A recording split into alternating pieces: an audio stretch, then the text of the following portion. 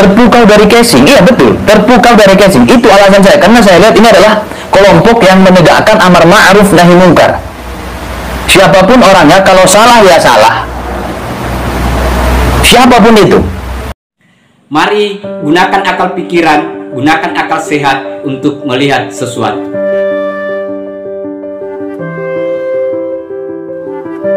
Assalamualaikum warahmatullahi wabarakatuh. Salam sejahtera untuk kita semua, salam demokrasi dan salam pluralisme.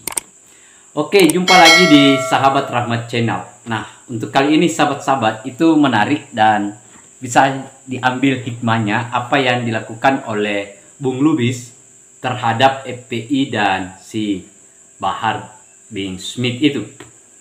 Yaitu dia berani bersikap dan meninggalkan mereka karena mereka tahu boroknya, mereka tahu apa yang terjadi di dalam kelompok itu. Akhirnya dia meninggalkan sahabat-sahabat.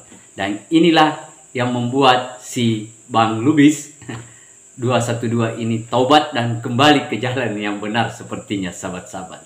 Nah, untuk lebih lengkapnya sahabat-sahabat, mari kita lihat videonya. Alasan mereka untuk membunuh karakter saya karena saya nggak dapat bagian itu nggak masuk akal, tidak masuk akal sama sekali, ya, nggak masuk akal.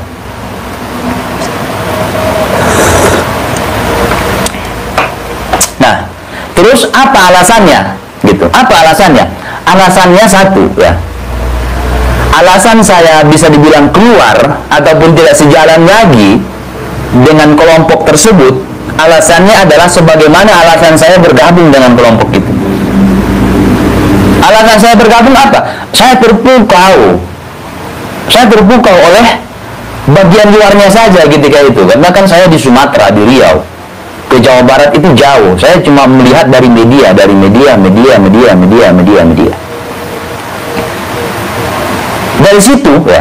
situ saya awalnya tertarik. Aiskariman aumut syahidan. Hidup mulia atau mati syahid? Siapa yang nggak pengen seperti itu?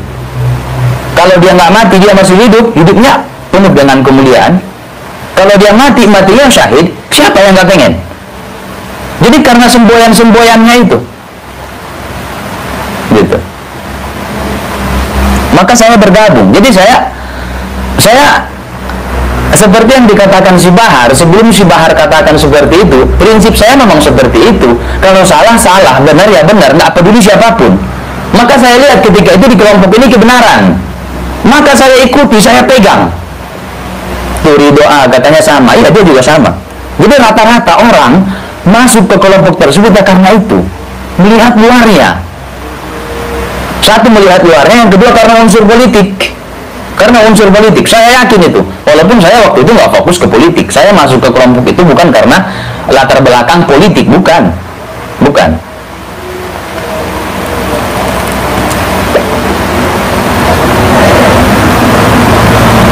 Terpukau dari casing, iya betul, terpukau dari casing. Itu alasan saya, karena saya lihat ini adalah kelompok yang menegakkan amar ma'ruf nahi mungkar.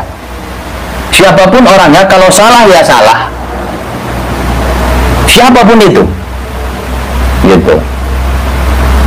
Jadi itu yang memotivasi saya. Dan semakin saya masuk ke dalam, perlahan-perlahan Allah tunjukkan kepada saya, ya, Allah tunjukkan. Kemudian ada yang bilang, Lubis gara-gara bermasalah sama Syekhel kemudian melibatkan Bahar. Oh enggak. Kalau alasan saya membongkar si Bahar, ya, karena saya bermasalah dengan si Syekhel, saya tahu bobroknya si Syekhel, itu udah 1 tahun lebih yang lalu. Harusnya, kalau dikaitkan dengan itu, harusnya saya menyerang Bahar bukan cuma bulan-bulan ini, bukan cuma 1-2 bulan belakangan ini, harusnya dari beberapa tahun yang lalu. Lihat di konten saya, kapan awalnya saya menyerang si Syekhel, membongkar si Syekhel, kapan? Udah 1 tahun lebih. Di saat itu saya belum tahu bobroknya si Bahar, belum tahu saya. Apa yang mau saya sampaikan kalau saya nggak tahu? Jadi saya nggak peduli siapapun orangnya, kalau salah ya salah, gitu. Kalau salah ya salah, nggak peduli saya. Cuman selama ini nggak mungkin kan Bung Lubis nggak tahu di kelompok itu ada yang salah. Ada, sedikit-sedikit saya tahu. Tapi kenapa nggak berani takut sama mereka? Nah, selama ini saya belum ungkapkan kesalahan-kesalahan kecil, misalnya seperti yang saya dapati dari seorang si Syahril, ya, karena ke si Bahar waktu itu belum terlalu dekat ya, ke si Syahril. Kenapa nggak saya omongkan waktu itu? Bukan takut kepada kelompok mereka, nggak. Insya Allah saya nggak pernah takut kepada manusia kalau saya nggak salah. Selama saya benar, siapapun manusianya saya nggak takut. Contohnya ketika saya masih bergabung di kelompok itu konten saya itu banyak yang mengkritisi pemerintah. Presiden, saya nggak sebut presiden, hei Jokowi, saya gitu-gituin. Saya nggak takut, kenapa? Karena saya merasa saya benar. Nah, waktu itu kenapa saya nggak omongkan? Ada kadang-kadang yang ini nggak cocok, ini nggak benar. Kenapa? Bukan takut kepada kelompok itu, kepada orang itu, bukan. Tapi apa? Hasil doktrin. Saya takut nggak dapat syafaat nanti di akhirat. Itu yang membuat saya selama ini saya pegang erat itu walaupun salah. Takut nggak dapat syafaat nanti di akhirat. Gitu. Lu barang ya bang waktu itu. Ya mungkin bagi teman-teman yang udah lama ngikutin konten saya, channel saya, walaupun ini baru beberapa tahun, mungkin sekitar 3 tahun ya saya punya channel, pasti tahu dulu awal saya nge-YouTube konten saya itu apa nyerang pemerintah, DPR, menteri-menteri, presiden sekalipun, gitu. Jadi saya terpukau karena gelarnya cucu Rasulullah Sallallahu Alaihi Wasallam. Dan saya yakin bukan cuma saya yang seperti itu, sekelas ulama sekalipun ada yang kena doktrin itu. Pasti, saya percaya itu. Karena apa? Taraktu fikum amrayn, ditinggalkan padamu 2 perkara, kata Nabi. In tamassaktum bihima lam tadillu abada. Kalau kau pegang teguh yang 2 ini, kau tidak akan tersesat selama-lamanya, kata Nabi. Pertama, kitab Allah, Al-Quran. Yang kedua, wa'itsarati ahli baiti, anak cucu keturunanku, kata Nabi. Nah, itu yang jadi motivasi saya selama ini. Ini warisan Nabi, itsarati ahli baiti, anak cucu keturunanku. Dan belakangan ini baru saya menyadari itsrahnya Nabi, anak cucunya Nabi nggak mungkin seperti itu kelakuannya. Tidak mungkin.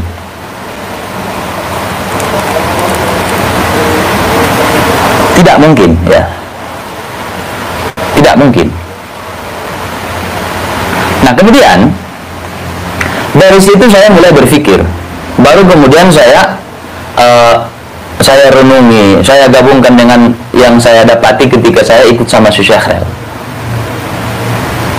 Nah, awalnya itu saya bermasalah dengan si Ja'far. Saya Bang Teji bermasalah dengan Ja'far. Itu ada kontennya. Kita udah reunikan itu. Yang kedua, si Syahril pun terlibat di situ. Nah, jadi kalau ente orang kalian yang bilang pasukan cucurut yang bilang itu karena bermasalah sama beberapa orang, libatkan Bahar, libatkan si Rizik segala macam. Harusnya dari 2 tahun yang lalu saya libatkan. Waktu itu saya belum tahu, bro. Jadi saya nggak peduli siapapun itu yang saya ketahui, baik dari kelompok sendiri, kubu sendiri, teman sendiri, nggak bisa saya kompromi. Sama bapak kandung saya aja waktu itu saya nggak kompromi dalam hal pilpres. Sama ayah kandung saya nggak kompromi. Kenapa? Ayah saya milih Pak Jokowi, saya milih Prabowo. Waktu itu saya masih memegang komando jihad konstitusi, bro. Hasil ijtima ulama masih saya pegang. Saya tanya ke saya punya bapak, saya orang tua, saya tanya, Pak, pilih mana nanti? Ini udah beberapa hari lagi mendekat pemilihan ya, pencoblosan. Pilih Prabowo atau Jokowi? Saya bilang gitu. Ayah saya jawab, saya sih pengennya yang menang itu ya Prabowo, cuman saya pilih Jokowi. Ya udah, harusnya saya nurut ke dia orang tua saya. Tapi ini demokrasi, ini hak saya. Saya ikutin komando imam saya. Ente ribut gak sama bapak, Bung? Kalau sampai ribut, enggak. Cuma selek-selek dikit. Gitu aja, Bang. Selek manis, biasa. Laki-laki biasa kayak gitu. Nah, itu tadi, sahabat-sahabat. Kita sudah lihat videonya. Menarik, kan? Saya kira apa yang disampaikan oleh Bung Lubis, ini banyak hikmah di balik apa yang terjadi atau pengalaman dia sewaktu dia bergabung atau mengikuti Habib Rizik dan si Habib Bahar bin Smith ini. Yang pertama adalah bahwa kalau kita mau melihat seseorang, menilai seseorang, apakah itu pribadi atau kelompok atau golongan, maka pelajaran yang bisa kita ambil adalah bahwa janganlah lihat casingnya atau pembungkusnya, karena pembungkusnya belum tentu apa yang kelihatan itu yang ada di dalam isinya. Nah, itu yang sangat menarik, sahabat-sahabat. Dan saya kira ini pembelajaran untuk kita semua agar di dalam menentukan sikap itu yang paling penting, selami dulu, dalami dulu, baru menentukan sebuah sikap. Jangan sampai seperti Bung Lubis ini akhirnya kasihan. Jauh-jauh katanya dari Riau kemudian dia ke Jawa Barat hanya dalam rangka karena ada sedikit visi misi kesepahaman sekaitan dengan kemaslahatan, perjuangan kemaslahatan yang dia termakan doktrin yang seperti itu, sahabat-sahabat. Nah, tetapi sewaktu Bung Lubis tiba di dalam atau menyelami apa sebenarnya sesungguhnya yang terjadi di dalam, ternyata Bung Lubis mendapatkan tanda tanya besar. Semakin ke dalam, semakin muncul tanda tanya itu. Dan akhirnya borok-borok itu muncul, terjadilah konflik di antara mereka. Terjadilah ketersinggungan karena apa yang diharapkan itu tidak sesuai dengan kenyataannya. Apa yang dia impikan tidak sesuai dengan apa yang terjadi di lapangan.